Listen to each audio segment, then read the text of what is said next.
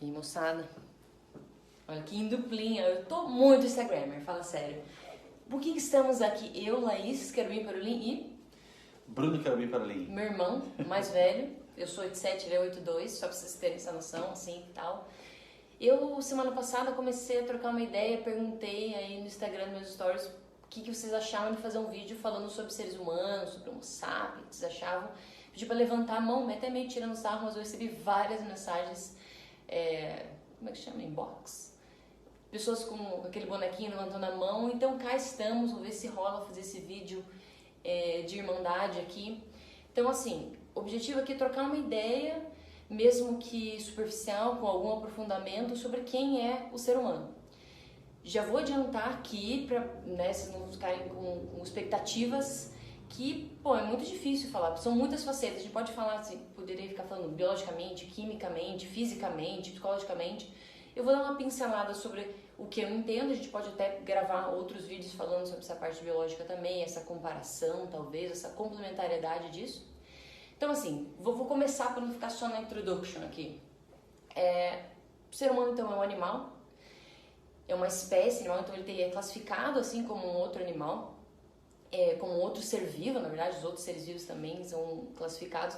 Então, o ser humano faz parte da família Hominídeo, quem também está nessa família. Então, orangotango, bonobo, chimpanzé, gorila e os seres humanos. Antes tinham outras espécies viventes de hominídeos do gênero Homo, na verdade, isso que eu queria dizer. Não temos mais, né? Não tem Homo habilis, Homo erectus vivendo por aí, mas tem Homo sapiens. É uma espécie que o último artigo que saiu, que é de 2017, acho que é Hublin e colaboradores, mostrando dados de um surgimento um pouco mais antigo do que se imaginava para Homo sapiens, de mais ou menos 315 mil anos atrás, então no continente africano, provavelmente no Marrocos. Então, nossa espécie, né, nós somos todos africanos e, enfim, a partir disso tem muita coisa para falar, como que surgiu o Homo sapiens mesmo, qual que as características dessa espécie como indivíduo, como ser biológico. Uma das coisas importantes que eu queria destacar, então nós somos muito próximos de outros primatas, nós somos primatas, né? Então somos muito próximos dos chimpanzés, por exemplo, que é um clássico a ser falado, né? Que há 98% de similaridade genética, às vezes até dados falando um pouco mais, alguns falando menos, porque tem uma diferença de a porção eucromática, heterocromática, mas a gente é muito parecido geneticamente com os chimpanzés. E, né, deixando muito claro que somos animais também. Nós temos diferenciais? Temos, mas assim, quais são essas características em comum? Com qualquer outro animal, a gente responde a estímulos do ambiente, qualquer outro animal, não necessariamente qualquer outro animal aprende, mas sabemos que vários animais vertebrados, vários invertebrados também, a gente tem capacidade de aprendizado, a gente tem capacidade de memória, a gente responde a estímulos simples, estímulos mais complexos, a gente tem instinto. Diferente de outras espécies, a gente responde aos nossos estímulos de determinadas formas. Mas outros animais também respondem das formas diferentes, assim como uma estrela do mar, um morcego, um macaco prego. A gente responde, nós, seres humanos, respondemos aos estímulos do ambiente de determinadas formas que são diferentes de uns similares a outras. Biologicamente, eu poderia ficar uma cara falando aqui, mas antes de eu jogar a palavra para o Super Bruno, eu queria deixar claro, a gente é parente de macaco, a gente não veio do macaco. Ninguém nunca disse isso dentro da ciência. Não, pode ser que alguém tenha se equivocado, mas assim, nós somos parentes dos outros primatas. Nós temos um ancestral comum com os outros macacos. Isso não quer dizer que a gente veio dele, mas existe um ancestral que há 5, 7 milhões de anos atrás, que linhagens diferentes, outros, aí vieram os bípedes, os outras espécies do gênero Homo e outros macacos quaisquer para outras linhagens, beleza? Bruno, vou te jogar a bomba, que é a seguinte: psicologicamente, quem é Homo sapiens? Caramba, primeiro valeu, obrigado. Que pergunta, hein? Complexa. Então, sou Bruno Querubim Parolim, vou falar um pouquinho para vocês. Acho que só antes de responder essa pergunta de maneira super breve e uma pergunta super complexa, talvez estejamos todos aqui todos esses anos para tentar chegar próximo do que é o ser humano, do ponto de vista psicológico, filosófico, biológico, são muitas as vertentes. Mas eu queria dizer que, primeiro, estou bastante em linha com essa ideia do homem, animal, homem, uma visão bastante biocêntrica e não antropocêntrica, entendendo que o homem é um ser mega especial, dotado de algo que os outros não têm. Sim, a gente vai falar de diferenças e não de supremacia ou de alguém ou algum ser que é melhor do que o outro. Então, posto esse preâmbulo, vamos lá. Quem é o animal homem, então? Então, um ser biopsicossocial, biológico, com características predominantes do seu funcionamento, que determinam em parte do seu funcionamento, psicológicas, então, com esse funcionamento direcionado pelo seu sistema nervoso, que o habilita a ter as suas emoções e sentimentos mega complexos, já vou falar um pouquinho mais disso, e que vive em sociedade, assim como outros animais, mas que tem uma estrutura social também bastante complexa. Então vamos lá, vamos às diferenças. Um ser dotado de um córtex pré-frontal, um cérebro com um córtex mais desenvolvido que outros animais, então com essa desenvolvido e aí com um funcionamento mais complexo, vamos falar assim, pode fazer até um comentário. Eu até li um trabalho, até tem um livro muito interessante que é a Suzana Ecolano, tem mais alguma coisa sobre o nome dela, Suzana Ecolano, que fala sobre isso, que ela trabalha com isso, contagem de neurônios. Então o ser humano ele tem um cérebro maior que outros animais, em relação ao seu tamanho, obviamente, mas assim, entre os primatas a gente tem um cérebro de primata e o nosso córtex pré-frontal ele tem um número maior de neurônios se comparado com os outros primatas, mas é como se fosse assim, um cérebro de primata maiorzinho, então não é assim, plau, muita coisa, mas seguindo essa linha que você disse. Isso é uma coisa muito interessante, né? Então não tem, a diferença é mínima, deixando bastante claro, a diferença é mínima.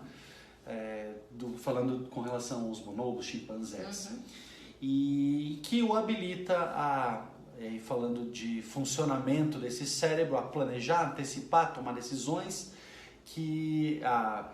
decisões e resoluções complexas, também aqui vale toda uma interpretação de funcionamento, desde analítico, lógico, matemático, e que, claro, a gente está falando aqui de uma complexidade desse processo.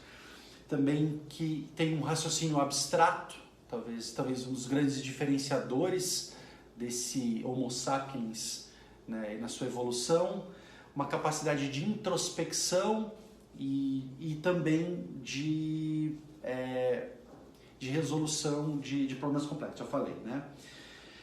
Um ponto bem importante, que não determinado completamente pelos seus instintos, então com esse funcionamento de córtex pré-frontal que o habilita a ter uma metalinguagem ou de pensar sobre aquilo que faz, mas com um grande impacto desse funcionamento biológico. Eu acho que isso é uma coisa bem importante, e aí psicólogos de plantão já observados por Freud, desde Freud, olhando esse instintual, essa pulsão, esse inconsciente, até agora estudos neurocientíficos falando do cérebro trino, do sistema límbico reptiliano e o impacto desses caras na decisão, muitas vezes, na tomada de decisão. Então, muitas vezes a gente racionaliza, dizendo que temos argumentos racionais para aquela decisão, e quando a gente olha o funcionamento desse cérebro, a gente já tomou essa decisão. Quer dizer, nosso sistema límbico já nos incentivou a tomar essa decisão. Então, acho que posto isso, também um dos grandes diferenciadores nessa complexidade que é o ser humano a sua capacidade de armazenar e transmitir informações durante a sua jornada. Então, informações sobre a sua história, sobre as suas relações e sobre um ponto que é bastante importante, que é sobre coisas que ele nem ainda sabe o que é, sobre coisas que não existem. Então, para mim, talvez este seja um dos grandes pontos, né? Acho que a gente, em várias literaturas, no próprio Sapiens, isso fica bastante claro. O Sapiens, livro Sapiens, vocês devem conhecer, do Harari, fala sobre essa capacidade de olhar ou de imaginar ou de planejar coisas que estão fora da sua realidade. Então, claro, um dos grandes motores da criatividade, da invenção, do planejamento, da capacidade de usar ferramentas que foram evoluindo aí durante toda a sua jornada. Então, Laís, pergunta, nos primatas mesmo, a gente consegue observar um pouco primitivamente essas raízes, falando do imaginar aquilo que ainda não existe. Olha que louco você perguntar isso. Eu estava pensando, eu tenho uma aluna, Dana, beijo pra você, ela fez o TCC dela, bacharelado lá na PUC, sobre imaginação em animais não humanos.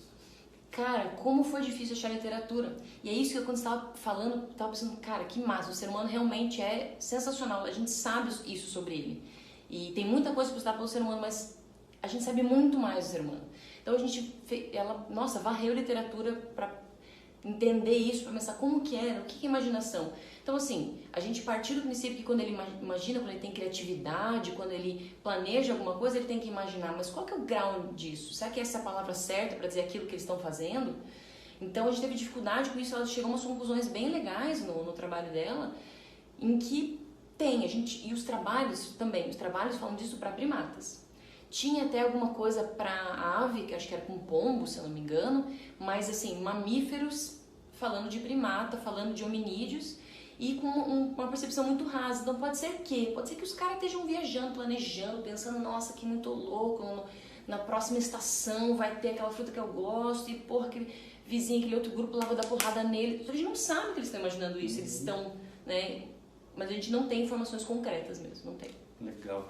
Muitas vezes até o que dita até a própria ciência, essa visão de antropocêntrica, né? Então, eles imaginam, é um processo similar de planejamento tal, e que a gente muitas vezes busca fazer essa correlação, tá? Então, sou eu aqui dando pitaco, mas acho que, e aí, aprofundando um pouquinho, a gente sabe que esse ser humano, esse sapiens, a partir dessa capacidade, desenvolveu uma estrutura social muito complexa, uma estrutura social de concorrentes e cooperantes que derivou uma série de normas, leis, ritos, todo um funcionamento, inclusive da criação dessas normas e ética, e com um desejo muito grande de se expressar, que a partir disso deriva a arte, a escrita, a literatura, a música, um desejo grande de explicar a realidade inserida, que daí deriva a própria ciência, a filosofia, a mitologia e a religião. Então, um ser tão mega complexo que, assim, para mim já começa, eu já vou responder com mais clareza para mim qual que é a grande diferença desse Homo sapiens. Para mim, de verdade, agora eu vou filosofar um pouquinho, tá? Para mim a diferença não está na sua grande habilidade ou potencial, ou capacidade de cérebro, ou mesmo nas suas grandes conquistas, entre aspas, ou dominação para alguns. Para mim está na sua profunda complexidade da sua realidade interna versus externa, tá? Então para mim está nesse emaranhado complexo de que é a sua realidade psicológica e emocional. E desse grande conflito que é o ser humano, da sua realidade, desse próprio funcionamento cerebral, determinado muitas vezes por esse biológico versus uma capacidade de tomar decisão e mudar o seu processo. Um ser que só se torna indivíduo pela cultura, então recebe um nome, uma identidade, um local, uma residência, um contexto muito que de alguma forma o direciona e o determina, o modifica, versus um óculos, eu vou usar aí entre aspas, gente, uma percepção única, cada um acaba tendo uma visão muito ímpar, então determinado por uma cultura, com uma interpretação individual. Então, assim, de novo, um conflito muito grande do cérebro, razão e emoção, da cultura versus o indivíduo. Bruno, posso fazer uma pausa? Vamos parar por aqui e fazer um novo vídeo, pessoal? Quem quer um novo vídeo? Temos 5 segundos para fazer um novo vídeo. Querem? Levanta a mão. Fechou?